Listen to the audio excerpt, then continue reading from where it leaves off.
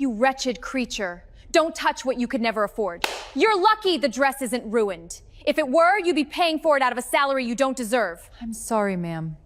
She hit her so hard the tea rattled. Nobody moved. Nobody breathed.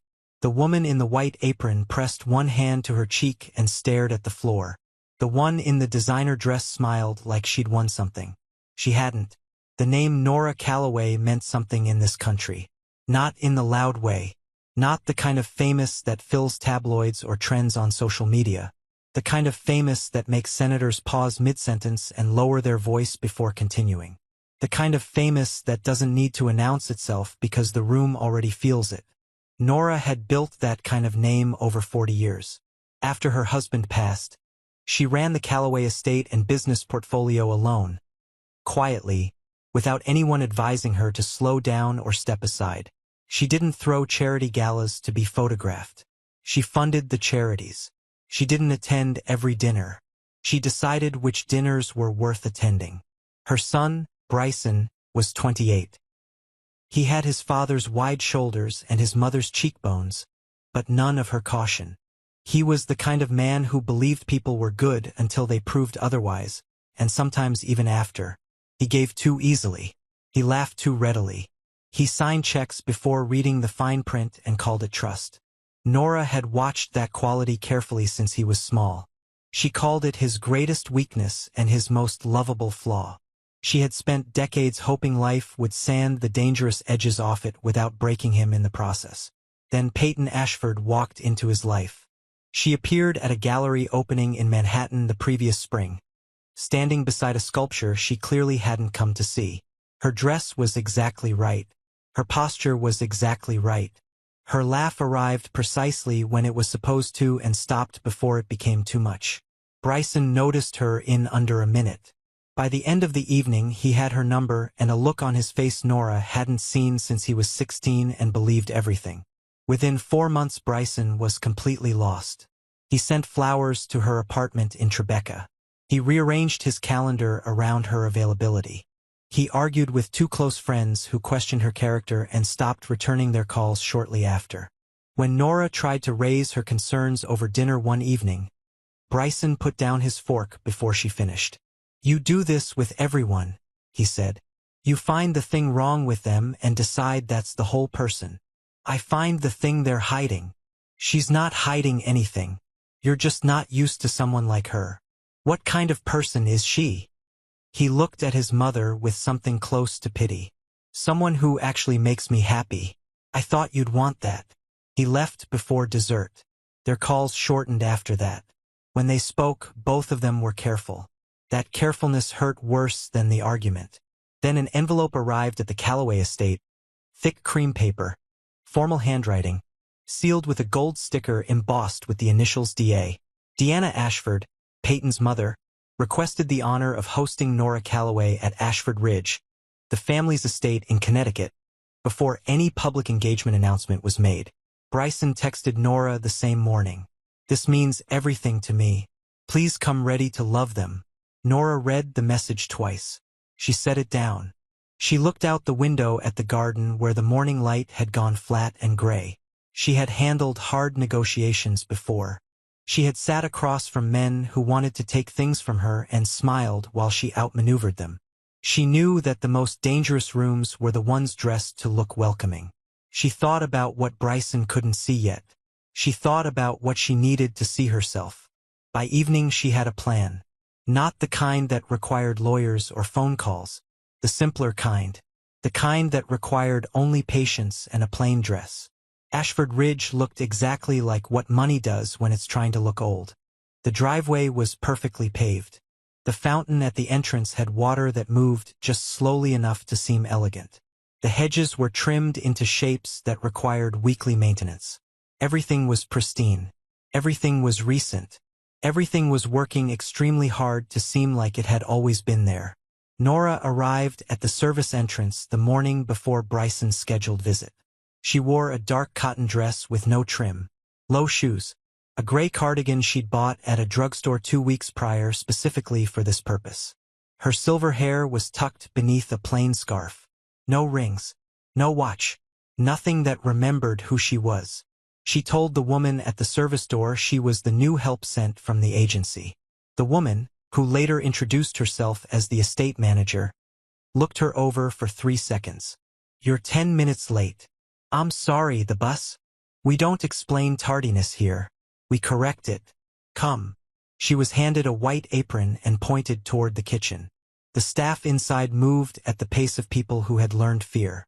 A young man knocked a tray of glasses and received a sharp word loud enough for 3 rooms to hear. A girl rearranging table linens was told she had the spatial intelligence of a houseplant. No one laughed. Everyone kept moving. Deanna Ashford was at the center of it all. She was a tall woman in pale linen, moving through the rooms the way people move when they believe their presence is a gift. She pointed at everything imperfect. She touched nothing she approved of. When a junior caterer offered her a sample of the canapés, she looked at the tray so long without responding that the caterer actually apologized and carried them away. Nora watched her from behind a cart of folded napkins. She had met this woman's type before. The difference between Deanna Ashford and the genuinely powerful people Nora had known her whole life was this. Genuinely powerful people didn't need the room to feel it. Deanna needed it desperately. Upstairs, Nora was sent to deliver fresh towels to the 2nd floor. She heard Peyton before she saw her. The voice was coming from behind the master suite door, soft and practiced. Nora paused outside, cart still in the hall. "Too hopeful," Peyton said quietly. Then a pause. Then softer. "There. That's better." Nora nudged the door open 2 inches. Peyton stood before a full-length mirror in a cream dress, rehearsing her expression. Warmth, surprise, tender concern. She cycled through them slowly, studying each one, discarding the ones that pushed too hard. A second mirror was angled to show her from the side. She was not getting dressed. She was preparing a performance. A young assistant sat nearby with her phone out, ready to take photos when the lighting was right. Peyton caught the movement in her peripheral vision. She turned. Her face shifted in half a second. The performance vanished. What replaced it was cold. "Leave the towels by the door." Nora left them and walked back down the hall without a word. By noon the house was taut with anticipation. Bryson's car was expected at 1. Nora was assigned to carry a serving tray through the upper hallway toward the sitting room where Peyton would greet him.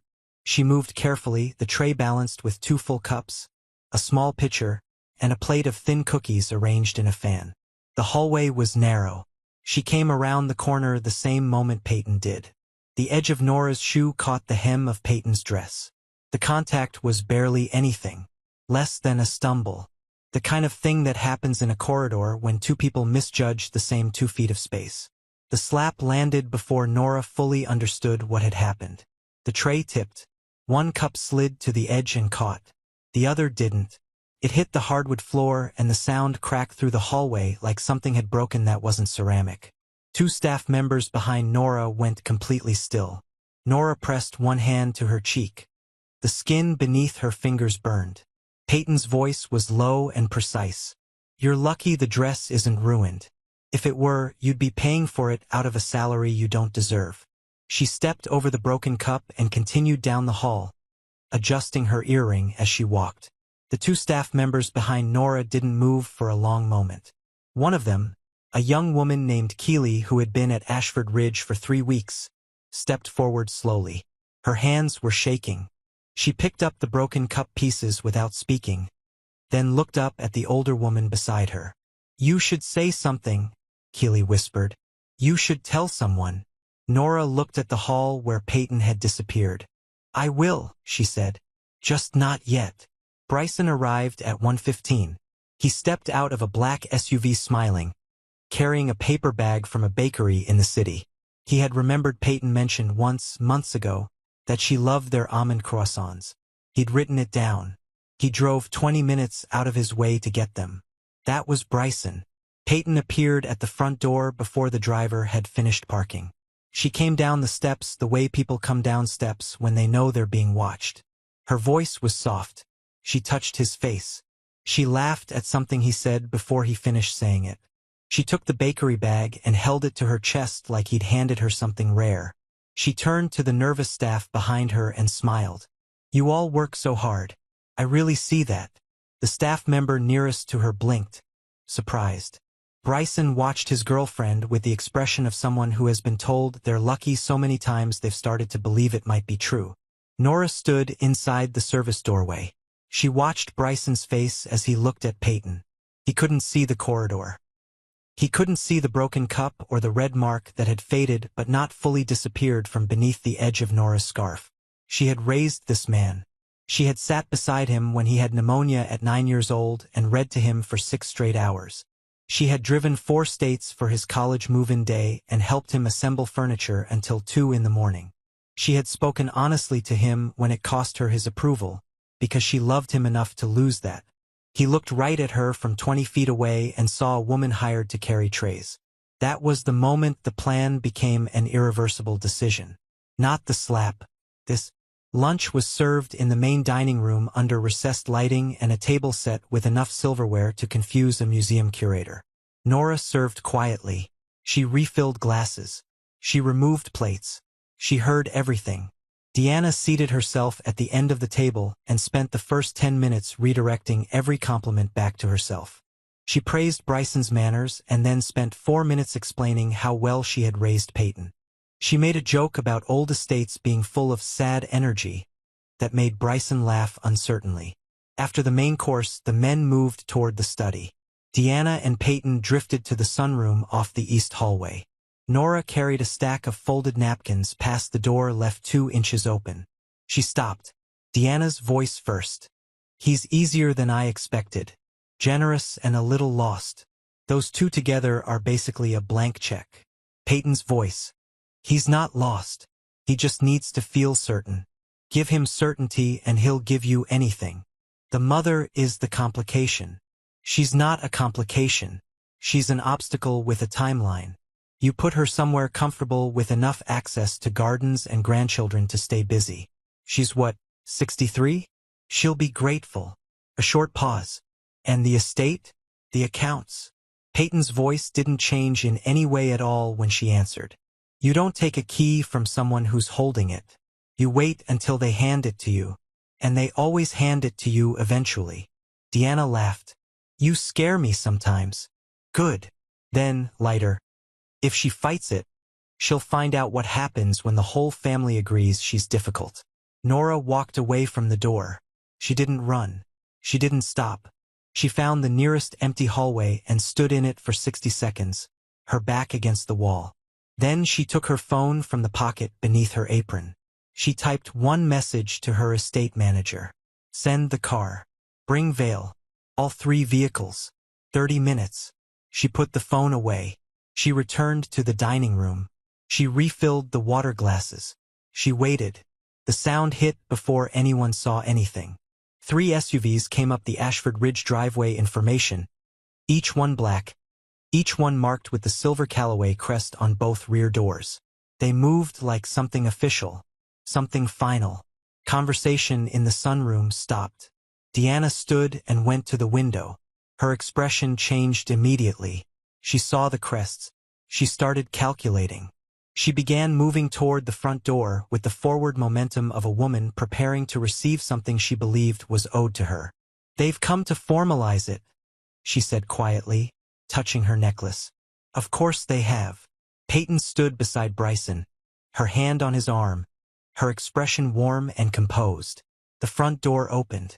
2 assistants entered, then Callaway's senior legal counsel, then 3 household staff.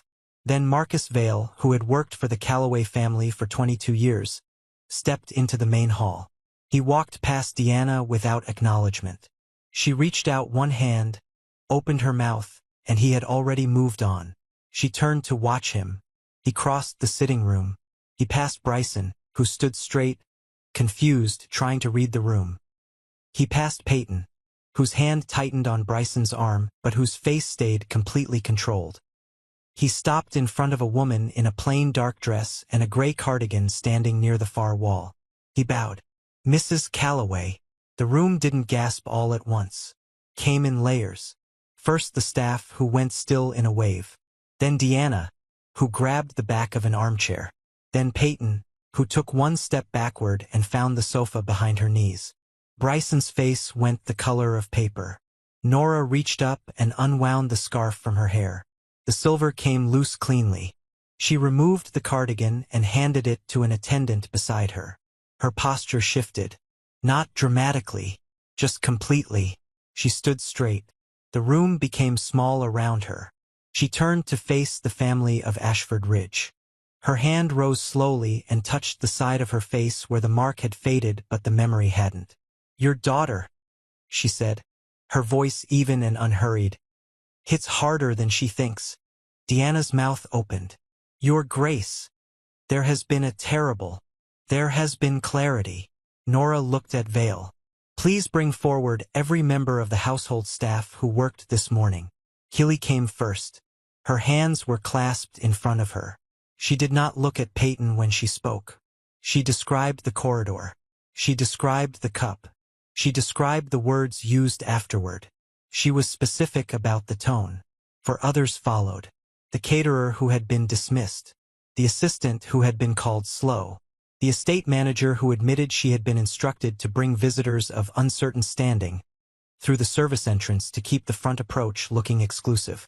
A housekeeper who had overheard a conversation about moving Nora Calloway to a secondary property in a different state under the framing of a thoughtful retirement. Each statement arrived in the room and stayed. Deanna's denials grew shorter. Peyton stopped speaking entirely. Bryson didn't move. When the last staff member finished, Nora turned to her son. He was already looking at her.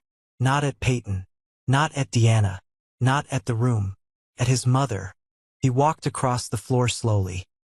He lowered himself to one knee, and his voice cracked before he finished speaking. "Mom!" Just that word. Just that one word. She looked at him for a long moment. He pressed his hand over his face. "I didn't see it. I know. I told you." He stopped. He couldn't finish it. She didn't finish it for him. Nora delivered the consequences simply. The engagement was over. Bryson would step back from the Calloway holdings for 12 months. He would work directly under estate management. He would learn the names of the people who maintained the property and the operations that depended on it. He would not sit at the head of anything until he had learned what it cost to support it from beneath. The financial instruments underpinning Ashford Ridge, she noted, had been structured through Calloway lending interests. Those instruments would be reviewed and recalled per their standard contract terms. Peyton tried once. "I love him. I want you to know that regardless of anything else." "I know exactly what you wanted," Nora said. "And now so does he." Peyton sat down. Deanna wept. They were the kind of tears that arrive only after every other strategy has failed. Nora observed them with the patience of someone who had seen that exact sequence before. She did not comfort them. She walked to the door. She paused. "Keely." The young woman near the wall looked up. "Come with us." The papers covered it within 48 hours, not through a press release but through the kind of well-placed word that lands harder because it sounds like conversation. Ashford Ridge's financing collapsed within 6 weeks. The estate went to auction by October. Deanna left through the back door on the day the contents were catalogued. Peyton's name circulated through the right circles in the wrong way. She attended 2 events that fall before she stopped trying to attend them. Bryson worked the Calloway estate through winter and into spring. He learned the maintenance schedule of a property 3 times the size of anything he'd managed alone. He learned what the heating system cost and who repaired it. He apologized to both friends he'd stopped calling. They took the calls. Nora hired Keely full-time. She arranged for her to take classes 3 evenings a week. Accounting first, then logistics. Keely was quick with numbers and had better instincts than most people twice her age. One afternoon in April, Nora and Keely walked through the East Garden while Bryson worked with the groundskeeping team on the far side of the property. Keely watched him for a moment. "You could have destroyed them worse," she said. "You had everything you needed." "Yes. So why didn't you?" Nora looked out across the garden, at the roses coming up along the stone wall, at her son moving steadily through work without complaint. "Because the point was never destruction," she said. "The point was truth." Keely was quiet. Bryson looked up from across the garden. He saw them watching. He raised a hand. Nora raised hers back. The ones who mistake silence for weakness, she said, are always the ones most surprised by what silence has been watching. Keely thought about that for a long time afterward. So did everyone who had been in that corridor. A woman nobody noticed had seen everything. And everything she saw, she remembered.